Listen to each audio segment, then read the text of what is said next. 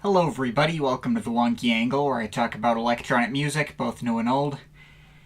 And today, as a Patreon request from SNSGT, I'm talking about the 2006 album by DJ Fresh, Escape from Planet Monday.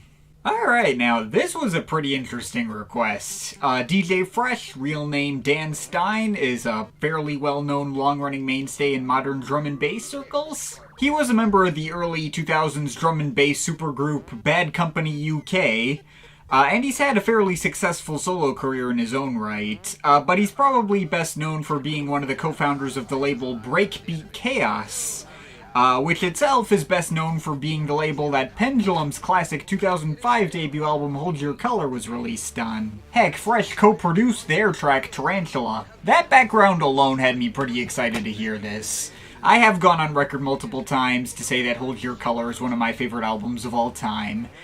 Breakbeat Kaos didn't have that many notable projects actually released on it, but Fresh's debut album here appears to be the most well-known full album to be released on the label that wasn't made by Pendulum, which was a pretty exciting prospect. And even more exciting was looking over this album's track listing and seeing how packed this project was with high-profile guest features. Just as Fresh has an appearance on Hold Your Color, Pendulum have one guest appearance on this album as well as Mary Biker from Pop Will Eat Itself and Apollo 440, a feature from Neil Tennant of Pet Shop Boys, of all people, the late UK broadcaster Jeremy Beadle, and even DJ Shadow co-producing an entire track. After finding out this album existed, it immediately became one of the requests in my backlog that I was most excited to jump into. And after having sat with it for a while, I can definitively say this album is pretty good. I wasn't really a fan of this one on first listen. I suspect the Hold Your Color comparison set my expectations too high. This album is not nearly on that album's level of quality. While they sound pretty similar, Escape from Planet Monday is a markedly goofier and less serious listen. And it's obviously not like Pendulum is known for being the most dignified of bands themselves, but this album can occasionally get mighty silly in a way that can distract from its actual strengths. The core drum and bass grooves are all great and hard-hitting for what they are, enough so where the album did eventually grow on me as a whole and land safely in good territory. But the attempts at humor mostly fell flat, and the focus on somewhat overbearing sci-fi B-movie samples were a bit of an acquired taste, to say the least. The album is quite good, but I would not call it great, and I think there's a good reason why this hasn't been as well remembered as Pendulum's best work from the same time. Going through individual tracks, the album does start out pretty strong. Opener Nervous does start kinda weird with those filtered vocals at the beginning. Maybe not how I would have started a track like that, but it does pick up really quickly into lots of fast-paced drum and bass grooves with lots of squealing, distorted synths and chugging metal guitars and Mary Biker's yelling hook. Biker may not be Rob Swire, but he'll do in a pinch, and he fits well over this instrumental. Certainly a nice, attention-grabbing start to this thing.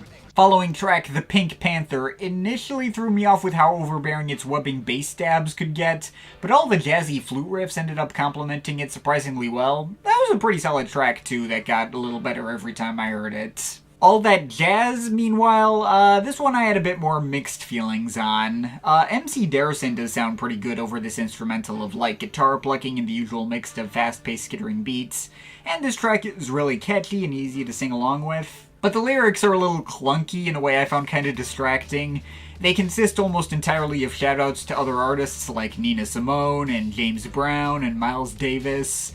Also, he tried to rhyme Neil Armstrong with Louis Armstrong, which kind of bothered me anytime I heard it. Track's good. It feels like it makes sense as like a radio single or something, but I don't think it ever really rose to become one of my favorites. And the track with Pendulum on it, Babylon Rising, not gonna lie, this cut was kind of a letdown, because one of the first things you hear is Singing Fats delivering almost the exact same hook he did on Pendulum's Plastic World. Had me thinking like, that's a missed opportunity. You get a Pendulum featuring credit and it more or less just chalks up to a glorified sample of one of their best songs, and that's it. The track does eventually develop into its own thing that can stand on its own with some of the deeper and more satisfying bass grooves, but hearing that intro and finding out what the Pendulum credit actually entailed was pretty disappointing.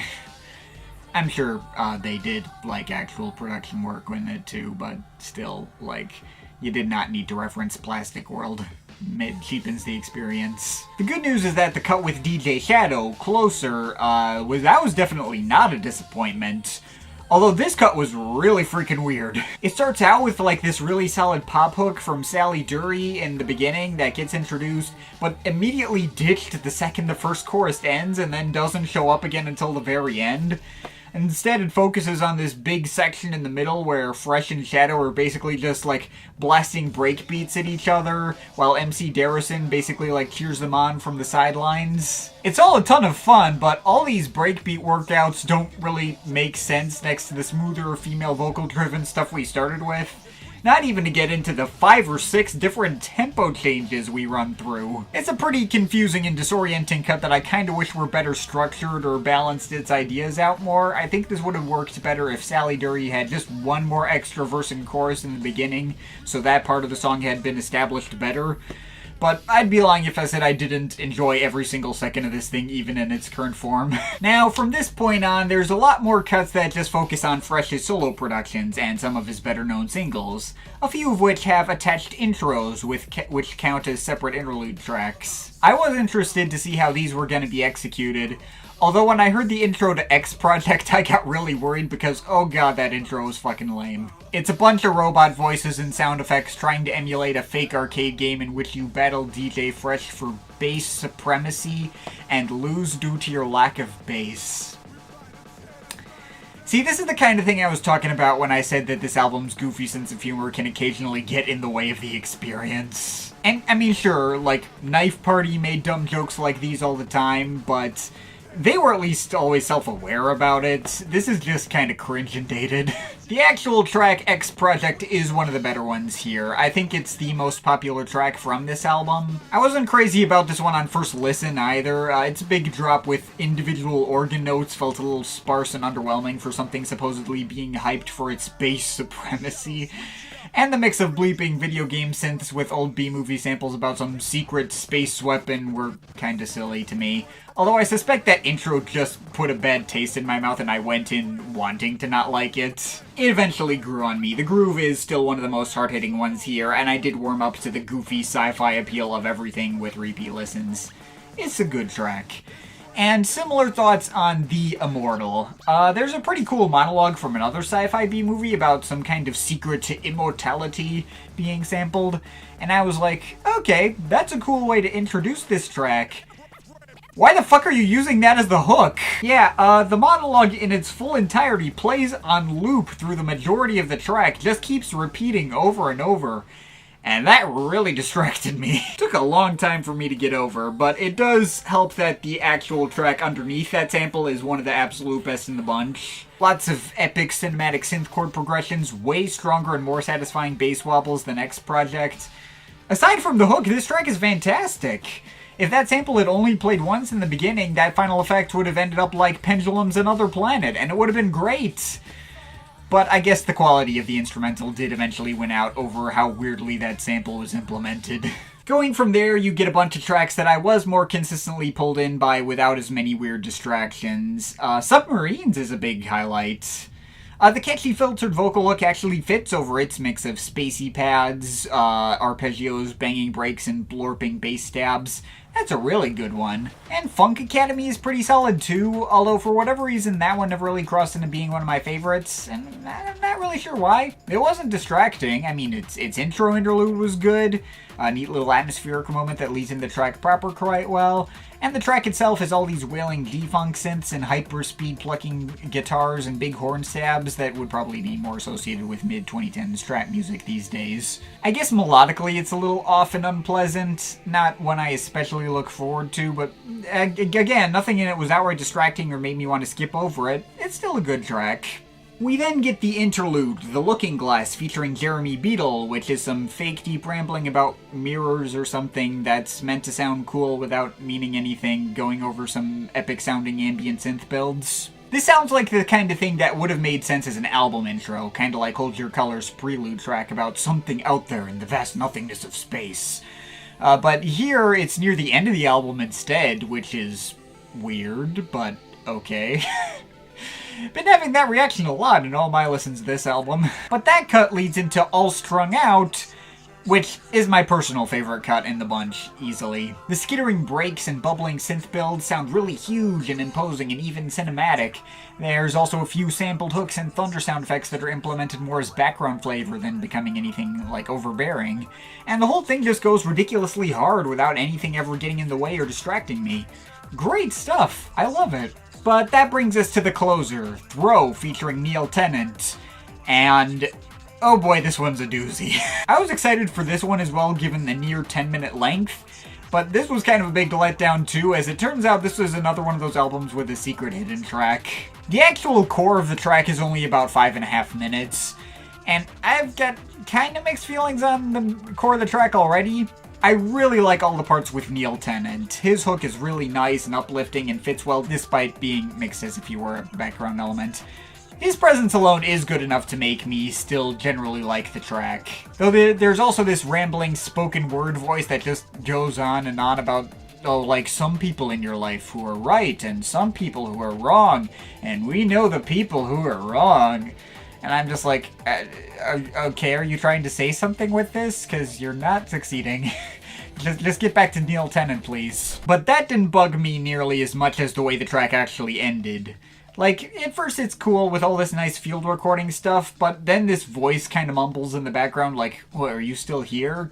You've heard it all, buzz off. And then I looked at my iPod and I saw there was 3 minutes left in the track and subsequently got quite pissed off. Even more so when I heard the hidden track itself was just Fresh trying to teach Jeremy Beadle how to use hip-hop slang over some demo of an unrelated track. Like, the Ferris Bueller joke doesn't work outside of the CD era when you can see how long songs are before you play them. And even in 2006, was it really that weird to go into a 10-minute track expecting a freaking 10-minute track? Like, fuck's sake. I'm kind of conflicted on this album as a whole, if you couldn't tell.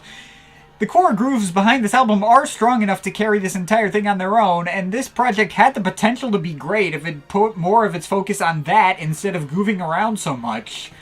There's just so many moments and bizarre choices throughout this thing that take me out of the experience for whatever reason. And also, the production and mastering isn't anything to write home about either. It can feel a bit thin sometimes. But that was never as much on the forefront of my mind as things like, why is that the hook on the Immortal? Or why does Closer ditch its hook so fast? Or why is the obvious album intro track 12? Or why did you rhyme Armstrong with Armstrong? Or why is the X Project's intro? It was a bit of a frustrating listen and very much not a timeless one to say the least. But at the same time, a lot of these things that really bothered me when I first heard the album ended up becoming not as much of an issue the more I listened to this thing. And I cannot deny, the stuff that's good on this album is really freaking good. I grew to really get into cuts like the Pink Panther, Closer, Submarines, and All Strung Out. Or cuts that I didn't jive with initially, like Nervous, X Project, or The Immortal would click with me later. And even the worst moments on this project, discounting the occasional pointless interlude, will at least have some elements I really like and prevent me from wanting to skip over it entirely. I don't like the end of Throw, but Neil Tennant still made it worth the experience. I don't like the intro of Babylon Rising, but the rest of the track still bangs. There's a ton to like here, and enough so where I can still give it my recommendation. And it almost doesn't seem fair for all of these obvious parallels to Hold Your Color to be brought up. Sure, that album is better in every conceivable way, but just because there exists better music just like it that's aged far better doesn't mean this shouldn't be able to stand on its own. So, I don't know. If you've got some nostalgia for this era and have more of a stomach for the old mid-2000s DJ humor, it's worth revisiting and checking out. And in spite of all my various issues with it, I did have a lot of fun with it for what it was. So, I guess take that all as you will. It's not great, but it is still quite good. Enough so where I can probably let it get away with a 7.5 out of 10. But of course, this is just my opinion. You can feel free to disagree with it, but I'd like to hear your thoughts, so leave the comments in the comment thing down there. Shout out to my Patreon supporters. They're awesome people. You want to add yourself to that list. Links to my Patreon is in the description. But yeah, that's pretty much it. That's all for today. See you next time.